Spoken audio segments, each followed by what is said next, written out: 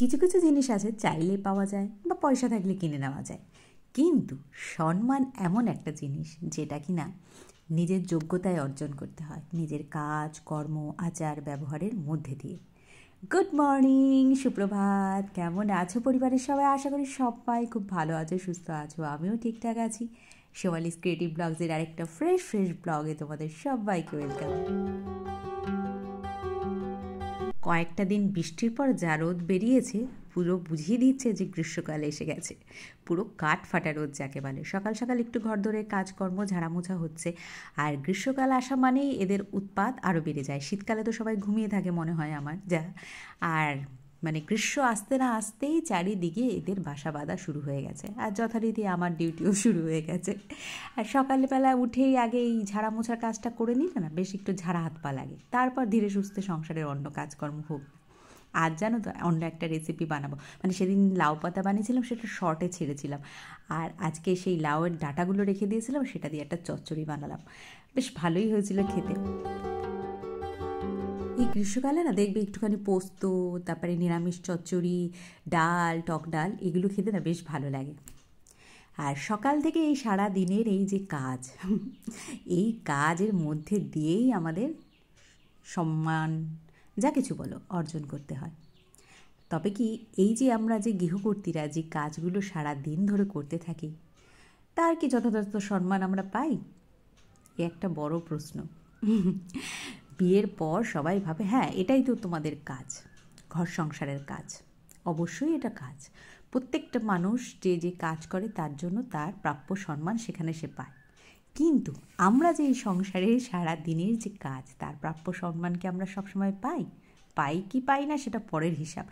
কিন্তু আমি ব্যক্তিগতভাবে মনে করি সম্মান আমাদের কেউ পাইয়ে দেবে না। সম্মান নিজেদেরটা নিজেদের অর্জন করে নিতে হবে। সেটা কিভাবে? আমার যেটা ব্যক্তিগতভাবে মনে হয়, তোমরা কে সহমত হবে কিনা জানি না, তোমরা আমাকে কমেন্ট করে অবশ্যই জানাবে। আর ভালো লাগলে লাইক কমেন্ট, চ্যানেলটা সাবস্ক্রাইব করতে ভুলবে না। হ্যাঁ, যেটা নিয়ে বলছিলাম, নিজের সম্মানের রক্ষার জন্য না আগে নিজেকে মেরুদণ্ড সোজা করতে হবে। মানুষ তখনই তোমাকে সম্মান করবে যখন তুমি নিজে স্বাবলম্বী হবে, তুমি নিজে কারোর উপর ডিপেন্ডেন্ট হবে না। এই অর্থে ডিপেন্ডেন্ট যে তোমার ছোট বড় যে কোনো চাহিদা বা যে কোনো খুশির জিনিস যেটা তুমি নিজে করতে স্বাবলম্বী হবে। যে ছোট ছোট ব্যাপারে তোমাকে অন্যের উপর ভরসা করতে হবে না। সেই জায়গাটা যখন তোমার লাইফে আসবে না, তখন দেখবে তোমাকে অন্যরাও রেসপেক্ট করছে, মানে সম্মানটা দিচ্ছে, কারণ তারা জানছে যে এ আমার উপর নির্ভরশীল পুরোপুরিভাবে নয়। আমি যদি একে অবহেলা করি বা একে অসম্মান করি, এ কিন্তু এর নিজের রাস্তাটা করে নিতে পারবে। এই জায়গাটা যখনই তৈরি হয়ে যাবে না, তখনই দেখবে তোমার আদার্স লোকেরা যারা তোমাকে ছোট বড় নানানভাবে হেনস্থা করে, কথা বলে, অপমানিত করে, তারা কিন্তু একটু হলেও ভাববে, দুবার হলেও ভাববে। যখন এই জায়গাটা তোমার মধ্যে তৈরি হবে, তখনই তুমি তোমার প্রাপ্য সম্মানটা পাবে। এইভাবে মাছের ডিমের রেসিপিটা আমি আজকে ফার্স্ট বানাচ্ছি, মানে ঠিক না ধোকা টাইপের আর কি, কিন্তু খেতে ভালোই হয়েছিল। যেহেতু পরে ভয়েসটা দিচ্ছি, এরকম পিস পিস করে ভেজে বেশ একদম কষা কষা করে রান্না করতে হবে, দারুণ টেস্ট হয়। আমার পরিচিতর মধ্যে অনেকেই বলে সারাদিনের কাজ করতে করতেই সময় চলে যায়, আর নিজের জন্য কি করব। অবশ্যই ভাবো, যখন থেকে ভাববে তখন থেকেই তোমার শুরু। নিজের জন্য অবশ্যই ভাবো। আলটিমেটলি দিনের শেষে তুমি সবসময়ের জন্যই একা, যতই তোমার আশেপাশে সবাই থাকুক না কেন। তো নিজের জন্য সংসারের সব কাজের মধ্যে থেকে একটু সময় বার করে ভাবো, জরুরি। এটা আমি আমার অভিজ্ঞতা থেকে বলছি, মানে আমি ছোট থেকে বড় হচ্ছি, এত বয়স হলো আমার, আশপাশের সব কিছু দেখেই তো মানুষের একটা অভিজ্ঞতা হয়। আর দেখো, সমাজ কিন্তু সব সময় আমাদের শেখায়, আর সেখান থেকেই শিক্ষা নেওয়া উচিত। সেখান থেকে শিক্ষা নিয়ে নিজেকে শোধরাতে পারলে নিজের জীবনটা অনেকটা সহজ হয়ে যায়।